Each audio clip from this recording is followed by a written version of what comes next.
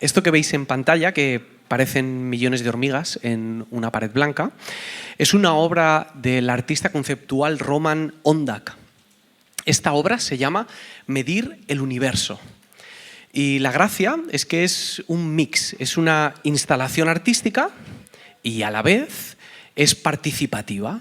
¿Qué quiere decir? Que el artista propone un concepto y crea un espacio, pero son los visitantes al museo los que hacen que esa obra tome vida.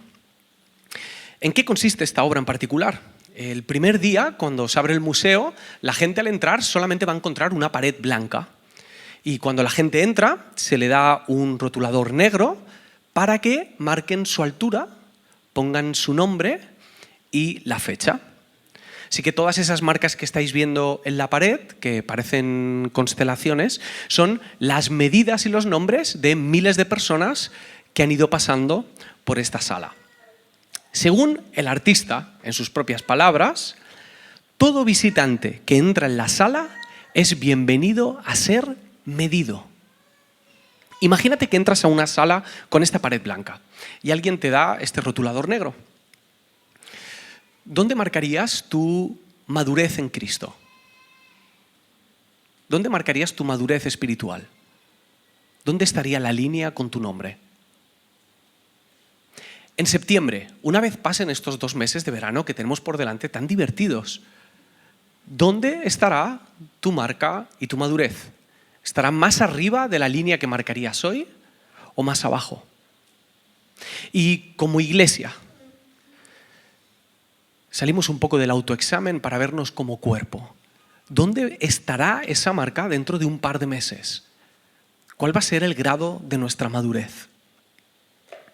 En esta mañana me gustaría que leyésemos algunos versículos de Efesios 4 y vamos a hacerle a este pasaje 4 preguntas. Vamos a, por decirlo de alguna manera, interrogar al texto y lo vamos a hacer con un objetivo muy claro. La idea es que dentro de media hora, cuando tengamos nuestro minuto de silencio a la hora de terminar, podamos saber con algo más de exactitud cuál es nuestra medida en Cristo, cuál es nuestra madurez y que podamos decidir con algo más de conciencia si queremos quedarnos como estamos o si queremos aceptar el desafío de Jesús a seguir creciendo. Quiero leer Efesios 4 desde el versículo 13. Voy a leer en la NVI. Dice: de este modo todos llegaremos a la unidad de la fe y del conocimiento del Hijo de Dios, a una humanidad perfecta que se conforme a la plena estatura de Cristo.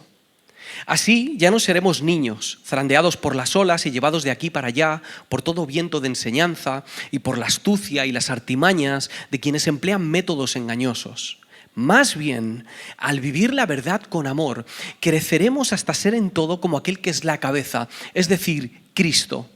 Por su acción todo el cuerpo crece y se edifica en amor, sostenido y ajustado por todos los ligamentos según la actividad propia de cada miembro. La primera pregunta que le vamos a hacer al pasaje es ¿por qué? ¿Por qué voy a madurar? ¿Por qué tengo que madurar? Es una pregunta que nos hemos hecho casi todos alguna vez, especialmente en la época de la adolescencia. Es una pregunta clásica, es una de estas que está dando vueltas siempre en nuestra cabecita adolescente. Y si alguna vez se te ocurre hacer esta pregunta en voz alta, casi siempre habrá un adulto que te responderá con una frase hecha. Casi siempre va a ser así. ¿Por qué tengo que madurar? Porque tienes que ser responsable. ¿Por qué tengo que madurar? Porque así es la vida. O la clásica, cuando seas padre, lo entenderás. Ahí lo sabrás todo. Y no sé a vosotros, pero a mí estas frases no me han servido nunca. O sea, nunca me he sentido convencido por estas frases hechas. Y creo que, mirando alrededor, hay una amplia mayoría de personas a las que tampoco les convence. O al menos es lo que parece. Puede que esta falta de razones de peso para madurar, sea uno de los motivos por los que nuestra sociedad vive en una adolescencia cada vez más larga. Los hijos cada vez salen más tarde de casa. Hay un retraso en los hitos habituales de la edad adulta.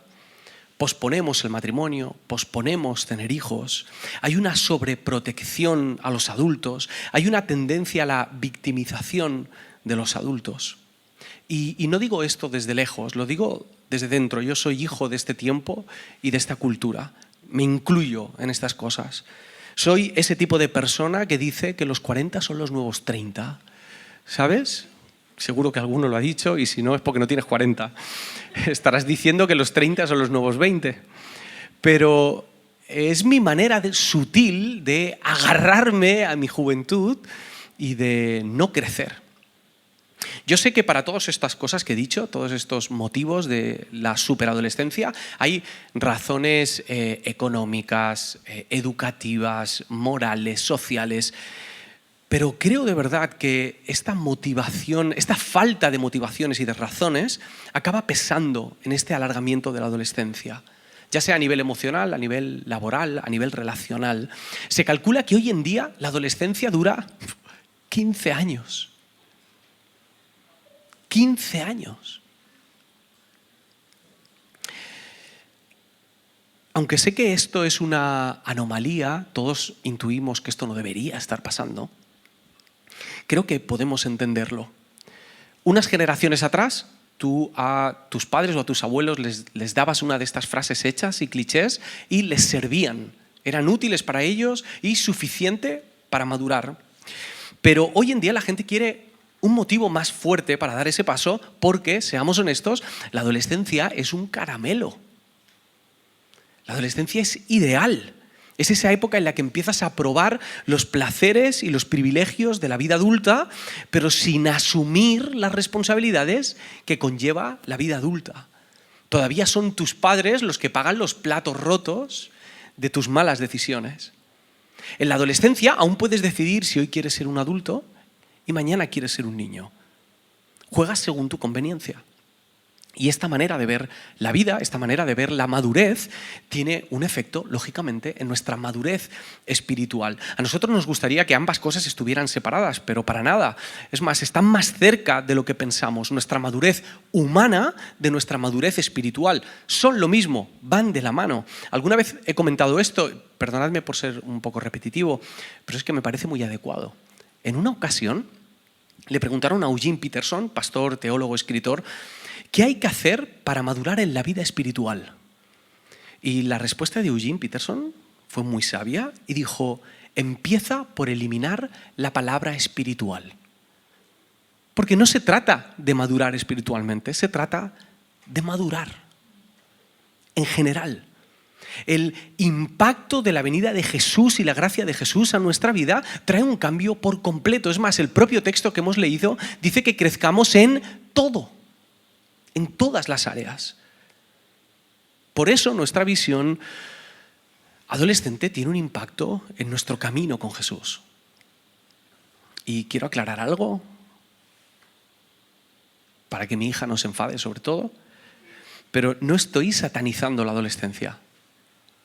Ese no es el fin de esta conversación. La adolescencia puede ser preciosa, puede ser una etapa impresionante y hermosa para la vida, siempre y cuando sea una etapa y no toda tu vida. El problema llega cuando los cristianos nos queremos quedar a vivir ahí. No sé cómo se dice en otros países de Latinoamérica, pero en España se dice el país de nunca jamás, que es donde estaba Peter Pan. Ese lugar eternamente joven. Es ahí cuando entonces la iglesia adolece de adolescencia. Es ahí cuando la iglesia se enferma de esto. Cuando queremos los beneficios de la fe sin el compromiso de la fe. La vida de Jesús sin el estilo de vida de Jesús. Queremos los frutos del Espíritu, pero sin el dolor del crecimiento. Y por eso es tan importante preguntarle a este pasaje, ¿por qué madurar? Porque Pablo nos va a dar un motivo de mucho peso. Leo, Efesios 4:14. Así ya no seremos niños, zarandeados por las olas y llevados de aquí para allá por todo viento de enseñanza y por la astucia y las artimañas de quienes emplean métodos engañosos.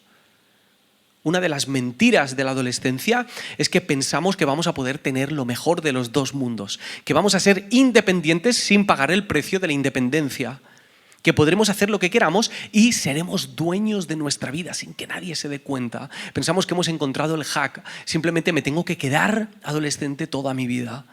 Pero Pablo nos dice que no, que si no maduras, vas a ser un niño zarandeado. Nosotros pensando que íbamos a ser libres y resulta que le vamos a pertenecer a alguien. Pensábamos que éramos muy listos, pero los astutos, según Pablo, son los otros. Yo creyéndome que tenía mi propio criterio, pero en realidad estoy a merced de las olas emocionales, ideológicas, etc.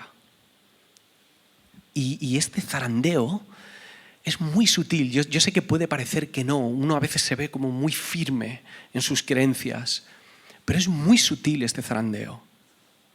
Supongo que os ha pasado a todos alguna vez. Vais a la playa, sobre todo de niños, empezáis a bañaros, tenéis ubicados a vuestros padres y 5 minutos después tus padres no están. No está ni la sombrilla, ni la nevera, ni la ensaladilla rusa, ni el filete empanado. Tus padres no están ahí hasta que te das cuenta de que tus padres están en el mismo sitio donde estaban al principio. Eres tú el que sin darse cuenta, en 5 minutos, se ha ido dejando llevar por las olas hasta estar en otro sitio. Y esto es lo que nos pasa en nuestro crecimiento espiritual o en nuestro crecimiento.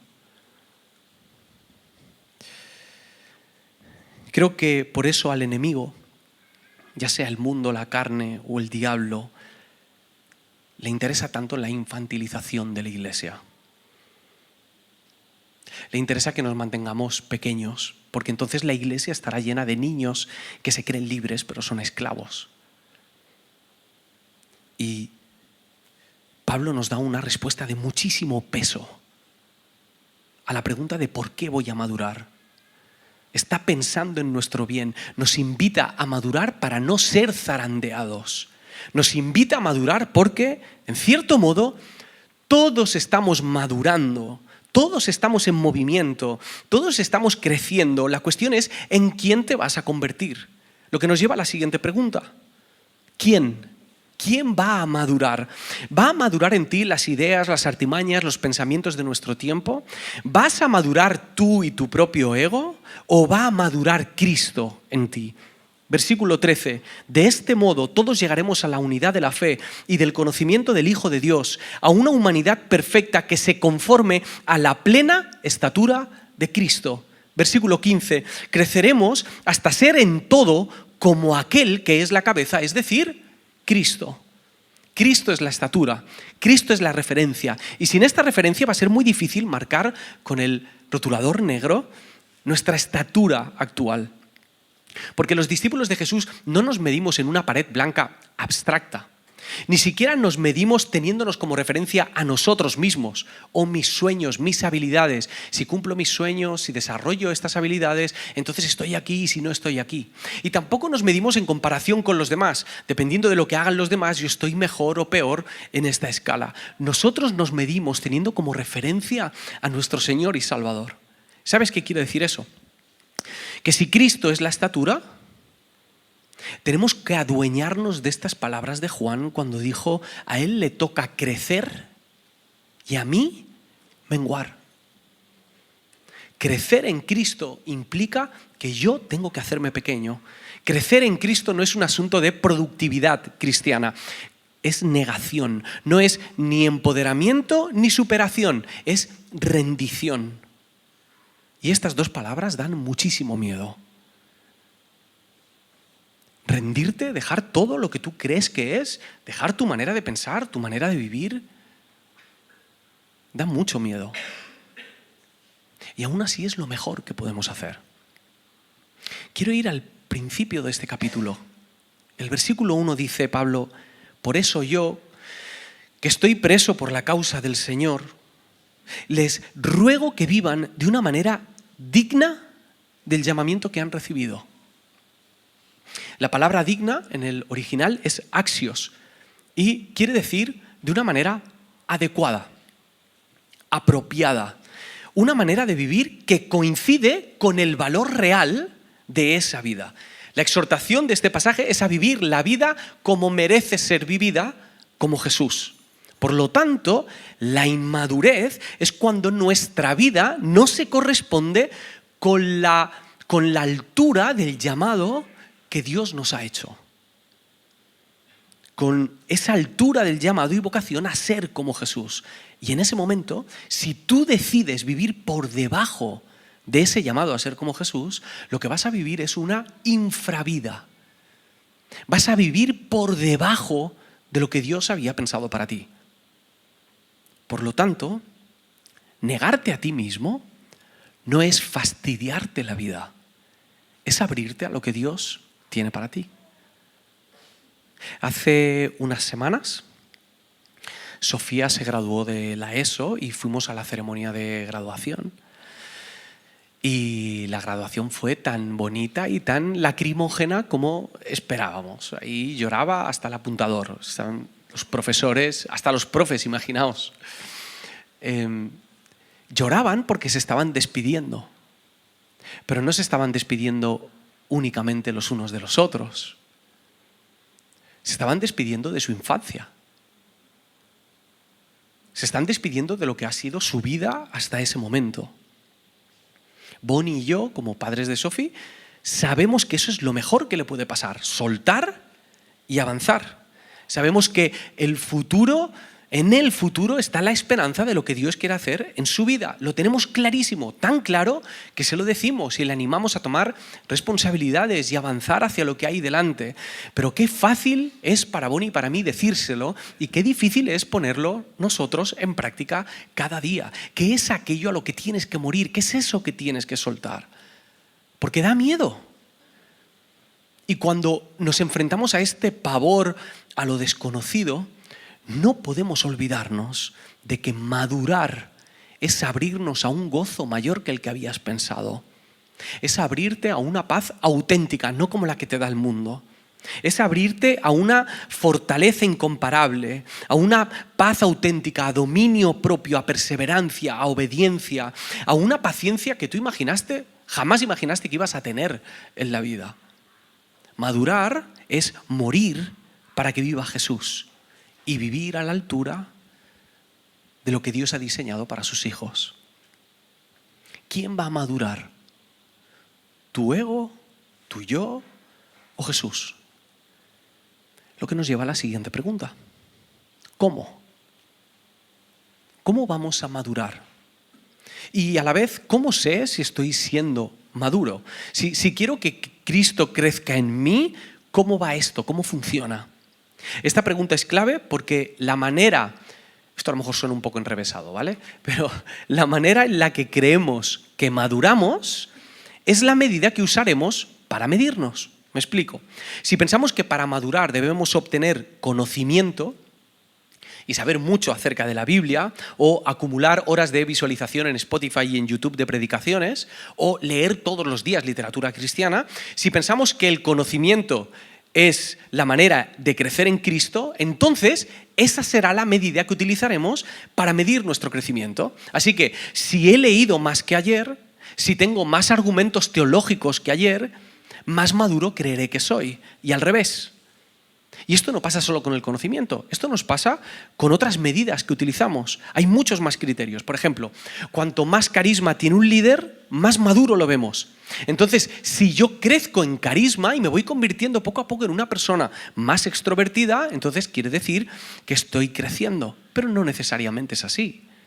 O cuantos más dones buscas y practicas, más maduro crees que eres. O cuantas más emociones espirituales y místicas sientes, más maduro piensas que eres. O cuantas más normas y leyes cumples, más maduro te ves a ti mismo. Sin embargo, ninguna de estas es la medida que Pablo utiliza para que maduremos, ni para que sepamos si estamos madurando. O al menos no son las principales. En este pasaje, Pablo nos dice cómo medir la madurez y cómo madurar. Versículo 15, más bien, al vivir la verdad con amor, creceremos hasta ser en todo como aquel que es la cabeza, es decir, Cristo. El versículo 16 dice, por su acción todo el cuerpo crece y se edifica en amor. El criterio para medir nuestra madurez es el amor. Y a lo mejor algunos de vosotros estáis muy de acuerdo con esto. Pero a lo mejor a otros esto os parece muy frustrante.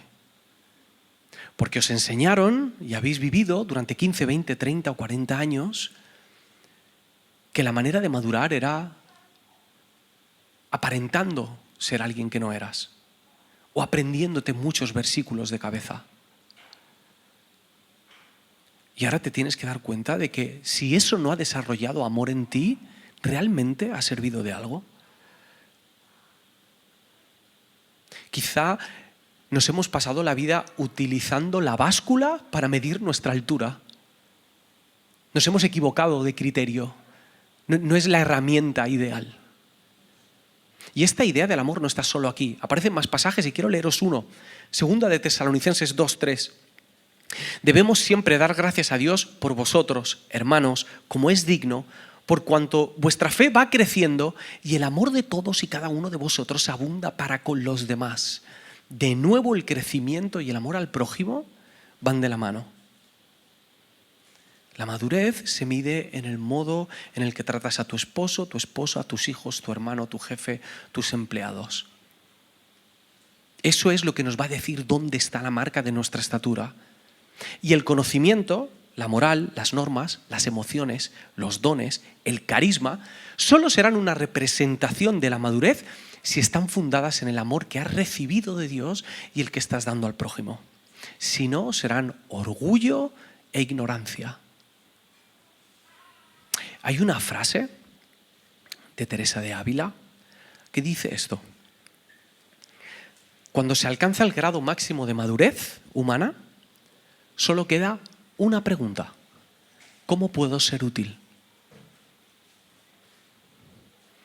La madurez se ve cuando pensamos en cómo podemos servir a los demás, en cómo podemos ser útiles para el reino y para la edificación del prójimo, en cómo los frutos que maduran en nosotros no son para nuestro propio beneficio, sino para el beneficio de las personas que nos acompañan en el camino. Voy a decir algo y os pido, porfa, que no lo utilicéis como un arma arrojadiza los unos contra los otros para juzgaros, ¿vale? Esta no es la idea. Si la madurez se mide por nuestro amor al prójimo, hasta cierto punto son los demás los que pueden decir cuán maduros somos. Es muy probable que Bonnie marque mucho mejor la estatura de mi madurez que yo mismo. La cuestión es si yo le doy el boli a alguno de vosotros, ¿cómo lo marcarían las personas más cercanas? Si le doy el boli a Alex y se lo quito a Alex y se lo doy a Lucía, ¿cómo marcaría Lucía la madurez de Alex? ¿Cómo marcaría Frank la madurez de Sandra? ¿O mi madre la de mi padre? ¿O nuestros hijos, cómo marcarían ellos nuestra madurez? Si quieres saber cómo madurar y si estás madurando, ama como has sido amado por el Señor. Y llegamos a la última pregunta que le vamos a hacer el texto. ¿Dónde? ¿Dónde vamos a madurar? ¿En dónde se viven estas relaciones significativas de amor a las que se refiere Pablo? Y la respuesta, como algunos imaginaréis, la respuesta es en la iglesia, pero no entendiendo la iglesia desde el punto de vista de la marca, ¿no? La parroquia, ni siquiera como institución, la iglesia evangélica de la calle tal o la primera iglesia. No nos referimos a eso, nos estamos refiriendo a las relaciones, a la red de relaciones en Cristo, las relaciones que están basadas en la gracia de nuestro Señor. El contexto de este pasaje que hemos leído de Efesios es sobre la unidad y el crecimiento de la iglesia. De eso está hablando Pablo durante todo el capítulo, la unidad y el crecimiento de la iglesia. Está hablando, por ejemplo, habla de los 5 ministerios, habla de fortalecer las relaciones, habla de ser un solo cuerpo, de edificarnos, habla de estar juntos. Está hablando todo el rato además en plural, refiriéndose a un grupo de personas. Y en el versículo 16 dice esto: por su acción, todo el cuerpo crece y se edifica en amor, sostenido y ajustado por todos los ligamentos según la actividad propia de cada miembro. Es decir, que yo crezco por la medida yo crezco por la actividad del resto de miembros del cuerpo. Y el cuerpo crece por medio de mi actividad. Es en la iglesia, es en esta red de relaciones en donde el amor de Dios llega a mi vida por la acción de los demás. Y es en este lugar donde el amor de Dios llega a la vida de los demás por mi acción hacia ellos. Y esto choca directamente con nuestro planteamiento de la vida individualista o aislado, que lógicamente ha afectado a nuestra fe. Y Pablo nos exhorta a estar unidos, porque es en la comunidad donde maduramos. Los que habéis vivido una buena experiencia de crecimiento y madurez en una iglesia, sabéis que esto es así. Y los que habéis vivido una mala experiencia, sabéis que esto no debería ser así. Porque nuestro ADN espiritual nos dice de algún modo que es en la iglesia donde puedo madurar, aunque, lógicamente, cuesta. Le hemos hecho 4 preguntas al texto. ¿Por qué hay que madurar? ¿Quién va a madurar? ¿Cómo vamos a madurar? ¿Dónde podemos madurar? Y antes de ir al momento de silencio, me gustaría reformular estas preguntas dirigidas hacia cada uno de nosotros. A lo mejor las 4 preguntas no son para ti, pero te pido porfa que estés atento y que puedas discernir cuál de estas preguntas es para ti hoy. Voy con la primera. ¿Por qué no quieres madurar? Quizá la presión por hacerlo te ha hecho reaccionar en rebeldía contra la madurez, o no quieres dejarte llevar por la inercia social o la inercia religiosa, o crees que así, si no maduras, podrás seguir teniendo lo mejor de los 2 mundos y mantenerte libre. Te pido que lo valores profundamente, porque corres el riesgo de convertirte en un niño zarandeado por las olas. Segunda pregunta, ¿quién está madurando en ti? ¿Estás madurando tú o está madurando Cristo? Párate a pensar si en los últimos meses ha crecido más tu ego, tus razones y tu seguridad personal que la humildad y la mansedumbre de Jesús. La tercera pregunta es ¿cómo estás midiendo tu madurez? Si tienes la costumbre de hacerlo valorando el conocimiento o el moralismo o la reputación, te estás equivocando. Puedes seguir haciéndolo, eres libre, pero en algún momento te darás cuenta de que no es la manera y de que medir tu madurez así es muy frustrante. La medida es el amor al prójimo. Y la última, ¿dónde estás creciendo? Examina el círculo de relaciones que tiene una mayor influencia en tu vida y haz los cambios que sean necesarios para reconectar con los hermanos en la fe que pueden aportarte el amor de Dios que necesitas. Ese amor que a veces duele, el que nos hace falta para madurar. Ahora, sabiendo esto, habiendo hecho estas 4 preguntas, si entrases en la sala y tuvieses que poner tu madurez espiritual, corrijo por Eugene Peterson, tu madurez en esa pared, ¿dónde la pondrías? Sé que no es tan fácil como poner una línea y ya está, que la madurez es compleja, pero creo que podemos hacernos una idea. A lo mejor a algunos de vosotros os da bajón ver esa línea en la pared. A otros os da esperanza o incluso os alegra ver que habéis visto el proceso del Señor en vuestra vida en estos últimos meses y años. Sea lo que sea, quiero que sepas 2 cosas. La primera, todos estamos juntos en esto. Absolutamente todos. Todos los que estamos aquí estamos aprendiendo. Es más, somos discípulos o aprendices de Jesús. Estamos en ese camino.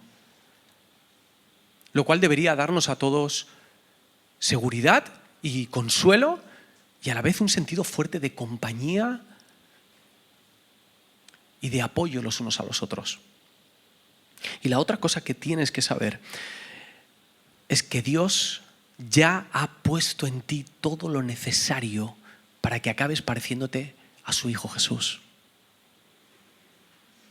Ya está dentro de ti, no tienes que ganarte nada, no tienes que forzar nada, la gracia de Dios ya está en ti para ir trabajando hasta que llegue el día en el que Jesús vuelva y diga, se acabó, he terminado la obra en mis hijos. Quiero leer este texto, 2 de Pedro 3:18. Antes bien,